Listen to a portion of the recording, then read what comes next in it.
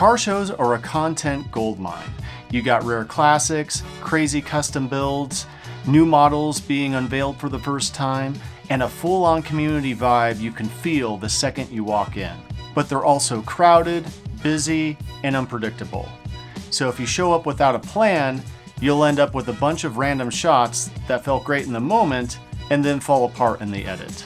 That's why in this video, I'm going to share my favorite hacks to nail your next car event. Whether you're filming a local cars and coffee or a high-end exotic show. Let's get into it. First things first, show up earlier than you think you need to. Early is when you get clean backgrounds, calm light, and space to move. Once the crowd hits, you're filming around people for the rest of the day. Bring minimal gear. One camera, one wide lens with a zoom, maybe another lens, extra batteries, a small sling bag, and a gimbal. If your setup makes you slow, you'll miss shots. Dress professionally. Nothing fancy, just clean and intentional. You get better treatment by staff, owners, and organizers when you look like you belong. A major issue is people walking through your shots. That's unavoidable, and it's a fight you'll never win. Instead, wait for little waves where the crowd clears, grab your hero angle fast, and then move on. And if it stays packed, just lean into tighter shots and let the crowd become your foreground sometimes instead of just trying to erase it. Another problem is backgrounds that make even a nice car look messy. So stop trying to show the entire car in every clip. Build your coverage with details that feel intentional, like badges, wheels, calipers, interior textures, then sprinkle in a couple of clean hero angles when you get the chance. Lighting can be a really big issue because it changes constantly, especially if you're moving between open sun, shade, and indoor areas. If you leave everything on auto, it'll be a nightmare to edit in post as nothing will match up, like white balance and fluctuating exposure changes. What I like to do is to treat the show like lighting zones. When you step into a new zone, lock exposure and white balance for that area and keep rolling until you move again. And only reset it when you move into another zone. Another big issue is reflections, which are the silent killer at car shows. Between the number of people walking around and other cars, reflections will make the car look messy fast. That's why I like using a 2-in-1 filter from K&F, so you can make quick adjustments to exposure without changing your settings and cut down reflections at the same time.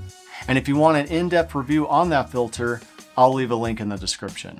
A lot of people are surprised that gimbal footage can still look bad. It'll be smooth, but it feels floaty or weird. Usually it's because the moves are too big, too fast, or the start and stop is sloppy. The solution for this is to just go smaller, walk a little bit slower, and focus on clean starts and stops. You can always redo it again. If a shot feels sketchy, don't force it. Change angles or go tighter. Audio is something I don't mess around with too much as it's usually a mess. Wind, crowds, PA announcements, random music. So don't build your edit around perfect sound. Grab a few real sound moments when you can, like startups, a quick owner line, then let music carry the rest. 2 or 3 clean sound hits is probably all you need. I think the biggest issue that you might have is leaving with tons of clips but no story. So editing becomes a guessing game. So here's a simple fix for that. Shoot each featured car in a quick, repeatable order. 1 wide to set the scene, 2 clean hero angles, a handful of details, then 1 closing shot. When you shoot like that, your edit basically builds itself. Now let's talk etiquette, because this is how you get better access. Car shows are full of people who care about their cars, and they're watching how you move. Don't touch the cars. Even leaning in can look sketchy. Also, don't block the flow. If people are trying to walk through, you can't act like you own the spot. Keep your time short, get what you need, then clear out. If you need someone to move for 1 clean shot, just ask politely. Something like, hey, would you mind if I grab 1 quick shot right here? If you're respectful and easy to work with, you'll get way more opportunities than someone who's pushy. But here's a little cheat code most people skip. Talk to the car owners. Car owners love talking about their cars. If you're friendly and respectful, they'll tell you the best details to film And half the time, they'll literally help clear people out so you can get the shot.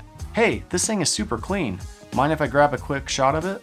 Then I'll just ask a few simple questions like, what's the favorite thing you've done to it? How long have you had it? What's the story behind it? Now you've got a quick soundbite for your edit, context for the details you're filming, and a much better chance at a clean hero moment. And here's the move that works ridiculously well. Offer to make them a quick reel. Hey, if you want, I can put together a short reel you can post.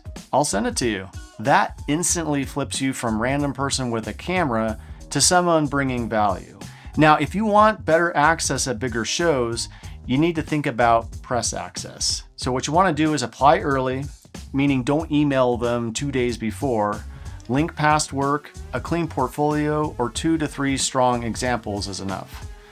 And offer something useful back to the event.